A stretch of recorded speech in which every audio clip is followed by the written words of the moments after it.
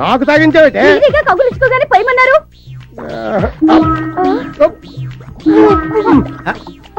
ఇటక్కడి sir, ఇటు కాదు bathroom అట్టుంది.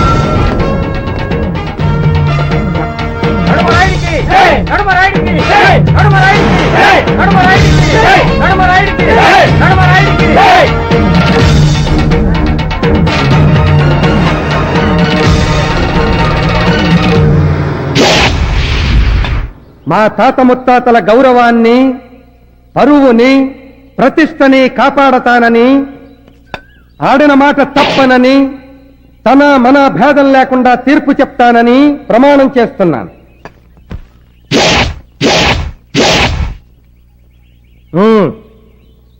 అయ్యా దండాలయ్యా, ఈడు నా మొగుడయ్యా, ఈడికి పొద్దుమానం తాగుడేనయ్యా. తాగకురా, ఎవరు చెడిపోతుంది. ఆడెవరేటైతే నాకేటయ్యా. అందుకే పూర్తిగా విన్నాక తీర్పు చెప్పమని. వినవలసింది ఇక్కడ కాదు, అక్కడ. అయ్యా, ఈడు రోజు తాగొచ్చి నన్ను సితక బాధెత్తున్నాడయ్యా. పోనీ ఈడిని వదిలేద్దామా అంటే ఈ ఊళ్ళో ఒగ్గెత్తి ఎంత చెత్తరో నాకు తెలుసయ్యా. నా వల్ల కావడం లేదయ్యా. అయ్యా, తమరే న్యాయం చెప్పి నన్ను నా ప్రాణాన్ని కాపాడండి బాబు. రోజుకి ఎన్ని సీసాలు తాగుతాడు? సచ్చినుడు 5 సీసాలు తాగెత్తాడయ్యా. వెళ్ళి 5 సీసాలు తీసుకురండి. అట్టగానయ్యా. మీరు తాగి వాణ్ణి తంతారా? అడిగింది నేను, అటు చూస్తారే.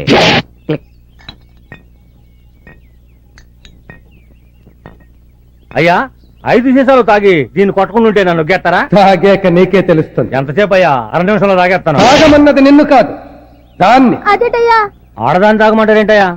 నువ్వు తాగొచ్చి దాన్ని తన్నినప్పుడు దాని బాధ ఎలా ఉంటుందో అది తాగి నిన్ను తన్నినప్పుడు నీకు తెలుస్తుందిరా. తాగు. అట్టగే బాబు. చూడ్డానికి తిక్క తీర్పులో ఉన్నా రాయుడు చెప్పింది కరెక్టేరా? అది తాగి మిమ్మల్ని తంతే నేను నిన్ను తన్నుతా. ధర్మ ప్రభులు బాబు, మంచి న్యాయం చెప్పారు బాబా. ఏట్రా పట్టబరాడా? నీ తాగడానికి తాళి పట్ట కావాలరా?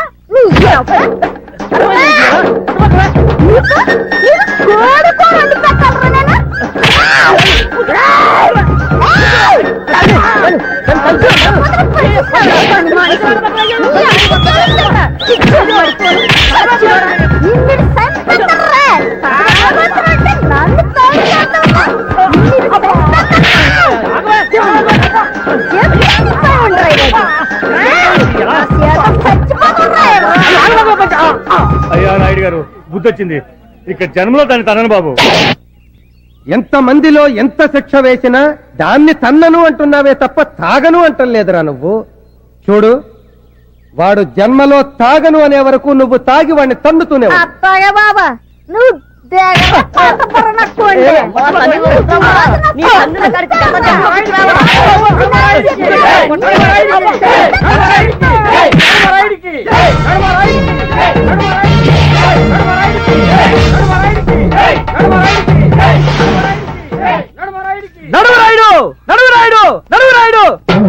తాగొచ్చి పెళ్ళాన్ని కొట్టాడు, మీ పెళ్ళాంతో తాగిచ్చి మొగుడిని కొట్టించావే.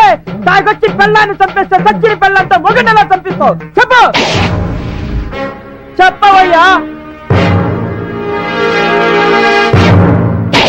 వాణ్ణి నీ చేత చంపిస్తాను రా.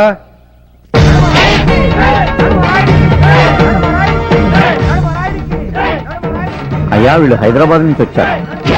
ఇంట్లో ఏదో మాట్లాడాలండి. ఎక్కడ కాదు, ఇంటి దగ్గర. వినిపించిందిగా, ఇంటికి రండి.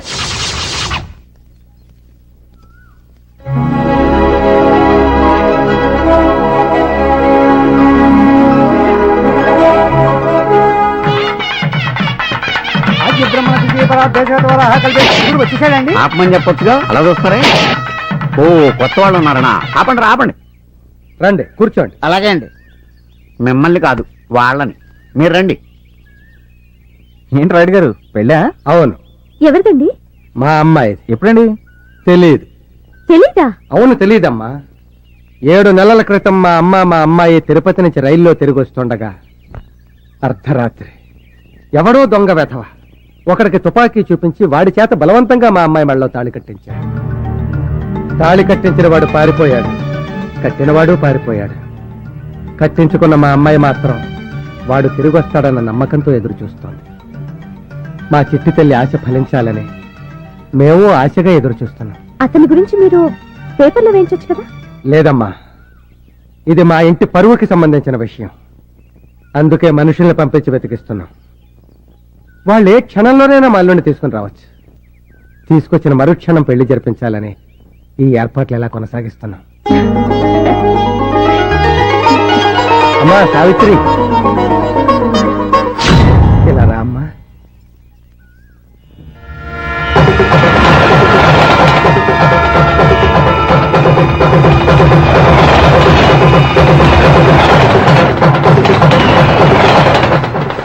యమ యమ యమ యమ యమ ఈ కిట్టిగాడు ఈడకొచ్చి ఎరకాటంలో పడ్డాడే. జనం మీద నుంచి జారి పొయ్యిలోన పడ్డట్టు, మూలుగుతున్న నక్క పైన తాటి గాయపడ్డట్టు. ఈ ఫ్యూచర్ ఎట్ట జరుగుతుందో చెప్పరో రామా. అమ్మా, ఎంతసేపు నేను చెప్పానే మా అమ్మాయి గురించి. ఈ అమ్మాయి సావిత్రి. వీళ్ళు హైదరాబాద్ నుంచి వచ్చారమ్మా. నమస్తే. నమస్తే. నమస్తే. గుడికి వెళ్ళొస్తాను నాన్న. మంచిదమ్మా. వస్తానండి.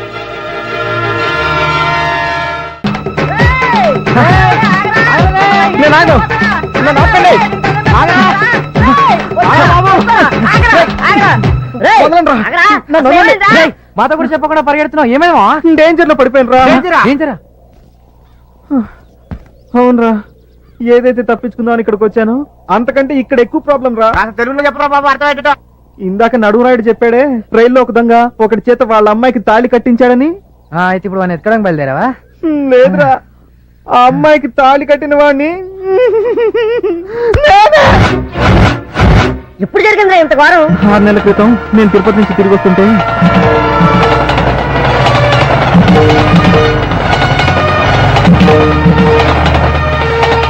అదిరా జరిగింది. ఎంత పని చేశారామా?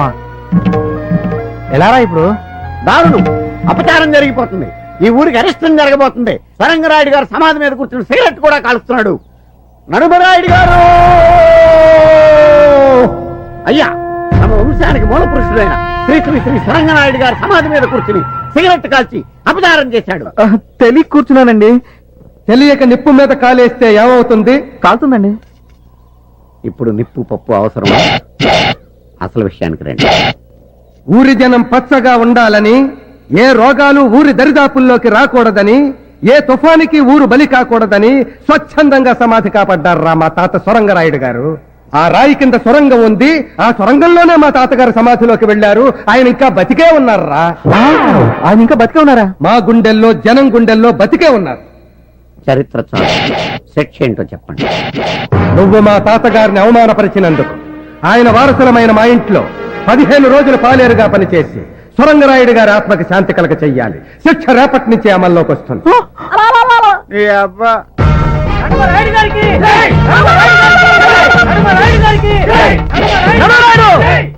మన ఊరి వారికి ఒక న్యాయం, పరుగురి వారికి ఒక న్యాయమా? ఆ రోజు ఆ సమాధి మీద నేను కూర్చున్నానే, అప్పుడెందుకు వేయలేదు శిక్ష? చెప్పు, చెప్పవయ్యా. నీ మీదున్న ప్రేమతో నీ అన్న ఆ రోజు నా కాళ్ళ వేళ్లా పడి నన్ను బతిమాలితే కదరా నీకు వెయ్యాల్సిన శిక్ష మీ అన్నకేశాను. కాదంటే చెప్పు, ఈ శిక్ష కూడా మీ అన్నకే వేస్తాను. ఒరే అరుపురాయుడు, నువ్వు వచ్చి అరిచినప్పుడు అలా నాకు శిక్ష పెరిగిపోతుందిరా. శిక్షలు లేని చోటుకెళ్ళి అరుచుకోవడానికి దండం పెడతాను తమ్ముడు. ఒరే దండం. ఇదే మా రాయుడు గారి భవంతి. ఇక్కడి నుంచే ఆయన అధికారం ప్రారంభమవుతుంది, నా అహంకారం మొదలవుతుంది. పోను పోను నీకే అర్థమవుతుంది. ఇప్పుడు కన్ఫ్యూజ్ అవు.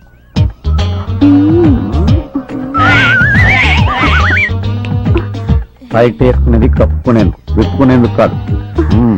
నువ్వు పంజుడు, నువ్వు చూసింది మర్చిపో రా. అవును, ఇంతకు నీ పేరేంటి? పంతం. పంతమా? అదేం పేరు? దాని గురించి చెప్పాలంటే నీ శిక్షాకాలం సరిపోదు. సింపుల్ గా చెప్పాలంటే మా రాయుడు గారు చంద్రబాబు నాయుడు అయితే నేను వైఎస్ రాజశేఖర రెడ్డి. అంటే ప్రతిపక్షం, నువ్వు నేను ఒకటేనమాట. కాదు, నువ్వు రోజు ఎలా ఫీల్ అయిపోకు, ఆయన ఫీల్ అవుతాడు. బట్టలు మార్చుకో. కరెక్ట్ గా సరిపోయింది. నువ్వు ఈ డ్రెస్ కోసమే పుట్టినట్టున్నావు. పంతం క్యాండిడేట్ ఎంట్రీ అనుకుంటా. బామ్మకి మధ్యలో చేసే మందు అయిపోయింది. ఆ. పంతులు గారికి చెప్పి రమ్మందమ్మ. అలాగే అమ్మా. వీడేడు ఏడివి నువ్వేంట్రా ఎక్కడున్నావు? తుండుగుడ్డండి మొహాన్ని కట్టు పెట్టుకున్నావు. తీ. ప్రాణాలు మార్చిన రోజు అయింది, వెళ్ళి మార్చు. అలాగే. నా బాధ్యతలన్నీ వీడికి అప్పు చెప్పేసి నేను మందారం సంగతి చూసుకోవాలి.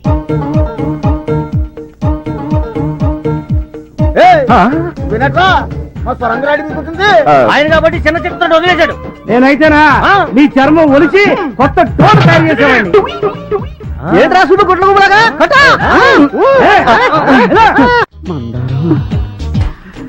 ఏంటి పంతమ్మా? మందారం నీ గొంతు ఫుల్లుగా తాటిపిల్లి కొట్టిన కోకిల గొంతులాగా గమ్మత్తుగా ఉంది. నేను మూడులోకి వెళ్ళిపోతున్నాను. నువ్వు 3 వెళ్తే ఏంటి, 30 వెళ్తే ఏంటి? ఆ, నీతో పెళ్ళంటేనేమో అయ్యగారు నీకు చిచ్చు తగ్గాలంటున్నారు. ఆ. నీ చిచ్చు ఎప్పుడు తగ్గుతో తెలియదు. ఆ. అందుకే నేను నిర్ణయానికి వచ్చాను. ఏంటది? తక్కువ చిచ్చపడ్డా ఆ. కొత్తవాడితో. చంపేస్తాను. ముందు వచ్చిన చెవుడు కంటే వెనకాల వచ్చిన కొమ్ములు వాడా. కొమ్ములు అనగానే అంబా నడిచావంటే నీతాదన్నమాట. అయితే ఆ కొత్తోడు ఏదో కొంప ఉంచినట్టున్నాడు. నువ్వు ఉండు. తాగమ్మా తాగు. సరిగ్గా తాగించారా? అరవకుండా నెమ్మదిగా తాగు. రే కృష్ణ, అర్రే పాలు తీయమంటే ప్రాణాలు తెస్తానేట్రా. పాలు తాగిస్తుంటే ప్రాణాలు తీస్తున్నావంటావేంటి? ఆ, గేదె ఏం తిని పాలిస్తుంది? గడ్డి తిని పాలిస్తుంది. మరి అదే, ఎందుకు పనికిరాని గడ్డి తిని పాలిస్తుంటే ఆ. పనికొచ్చే పాలు తాగిస్తే ఇంకేం ఇస్తుందో అని తాగిస్తున్నా తప్ప. అడ్డడ్డడ్డడ్డ. పనిలో చేరి పావు గంట అవ్వలేదు, నాకే గంట కొడతావు నువ్వు. పంతం అయ్యా, ఇంకెప్పుడు వాడి చేత పాలు తేయించకు, నువ్వే తెయ్యి. అది కాదండి అయ్యా. అర్థమైందండి అయ్యా. లేకపోతే వాడి శిక్ష కూడా నాకే విధిస్తారు.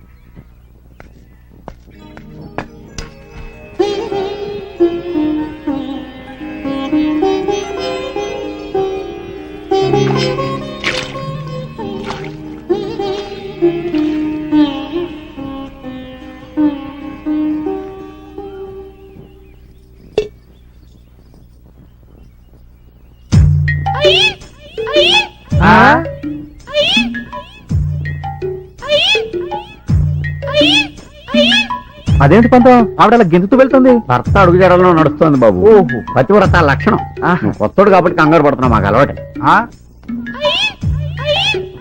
అయ్యి బాబోయ్, తల్లే ఈ రేంజ్ లో ఉందంటే ఇక కూతురు ఏ రేంజ్ లో ఉంటుందో. నీ చావేదో నువ్వు చావరా బాబు, ఇక మేము వెళ్తాం. రండి రండి. బాయ్రా.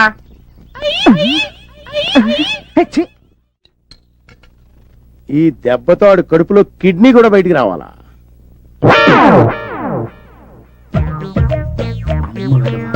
కళ్ళు తెరచి కన్నరా, సత్యం వాళ్ళు మరచి వినరా. ఏం వినరా, నాకు బీరు వాసనే పడదు. నీ గురించి బీరు కూడా తాగాల్సి వస్తుంది. మంద పెట్టుకుంటే అంతేనండి. బీరేంటి పాయసం కూడా తాగాల్సి వస్తుంది. ఆ? అంత ఆశ్చర్యపోకర్లేదులేండి బాబు, అన్నయ్య ఒక్కేసాడు. నా చేత్తో ఇస్తున్నాను, తాగు. అలాగే. అమ్మా. ఏంట్రా, గోడ మీద గుర్రాల బొమ్మలు ఉండాలి కదా, గాడిద బొమ్మ పెట్టారేంటి? అవునండి. గాడిద బొమ్మ గుర్రాలే. గుర్రాలే, నువ్వు సరి చూడలేదు. అబ్బాయి గుర్రాలు కదండి, గాడిదలు. ఇదేంటి పిడేలి బొమ్మ వేడుంది ఇక్కడ? ఎక్కడ? వెనక్కి చూడు. నేనా? దాని ఉందిలేండి, బొమ్మలు ఎట్టుంటే ఉంది. తాగేద్దాం. చీర్ చెప్పండి, తాగేద్దాం. కుక్క ఏంట్రా గోడెక్కింది? అవునండి. కుక్క. కుక్కేది? కుక్క గోడెక్కడ ఏంటి సార్? కుక్క. తీసుకోండి sir. Thank you sir, thank you. Chairs.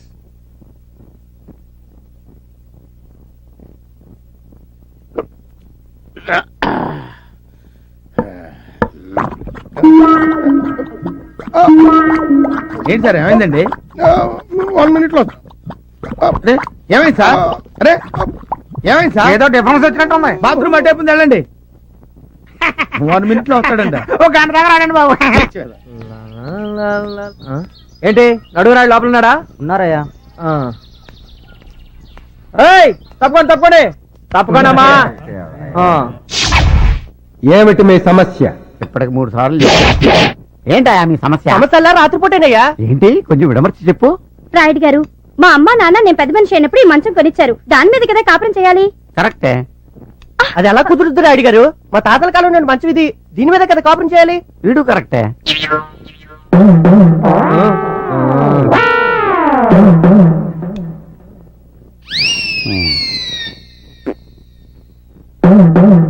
రోకలి బండ తీసుకురండి.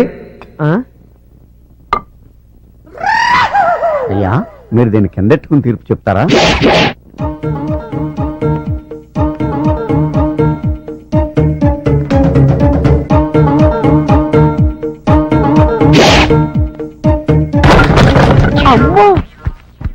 ఇప్పుడే మంచం మీద కాపురం చేస్తారా? ఉండేది ఒకే మంచి కదయ్యా, దీని మీదే. ఇది నడుమరాయుడి తీర్పు అంటే.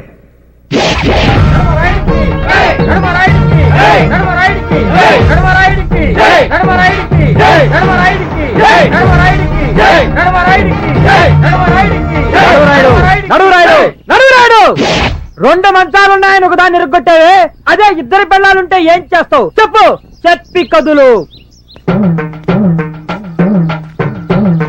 ఆ ఇద్దరి పెళ్ళాల్లో ఒక పెళ్ళాన్ని ఎరగతీస్తాను అని చెప్తాననుకున్నావు కదూ? ఆ మొగుండి ఎరగతీస్తాను. అయ్యా మిమ్మల్ని ఒకసారి చనువుగా ఒరే రాయుడు అని పిలవాలని ఉందండి. అన్నావో చచ్చావే. ఆ బొంగులండి, ఇప్పుడు అన్నానుగా చచ్చానేంటి? అలా పైకి కాదు, ముందుకు చూడండి.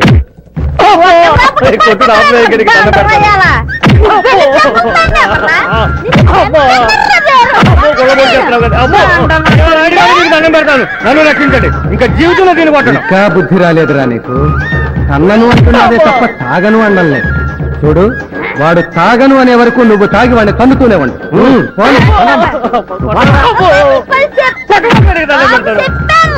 ఊళ్ళో అంటే ఏం చక్కగా గోళీ నడుపుకుంటున్నారు. వాని బోర్లో పడాలంటే ముందు మనం బోర్లో పడాలి. బోర్లో దండలు పెట్టండి రై.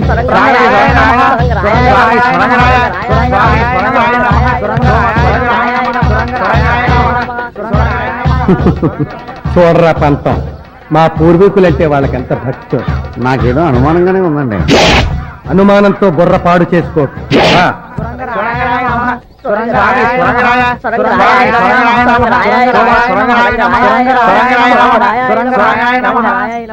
స్వామి సొరంగరాయుడు గారు, ఏ దిక్కు లేని వారికి మీరే ఏదో దిక్కు చూపిస్తారని, ఆపదలో ఉన్నవారిని కాపాడతామని, ఎవరు ఏ కోరిక కోరినా తీరుస్తావని ఊర్జనమంతా అంటున్నారు. దయచేసి మా కోరిక తీర్చు స్వామి. ఎంతకీ ఏం కోరిక కోరుకున్నారు చెప్పండి. మీ కోరిక ఏదైనా తప్పకుండా తీరుస్తారు మా సొరంగరాయుడు గారు. ఆయన బతికే ఉన్నారన్నారుగా, సొరంగంలోంచి బయటకు వచ్చి మా కోరిక తీరుస్తారా? లేదు, వారి తరఫున మీ కోరిక నేను తీరుస్తాను. తెలవకుండా మాటిస్తే తాటలేచి కోరిక విను. చెప్పండి. మా ముగ్గురి బాధ ఆపద కోరిక ఒకటేనండి. చెప్పరా. మాకిష్ట ఏదో తెలియక తప్పు చేశాడండి. వాడి శిక్ష రద్దు చేసి సొరంగరాయుడు గారి ఆత్మకు శాంతి చేకూర్చండి.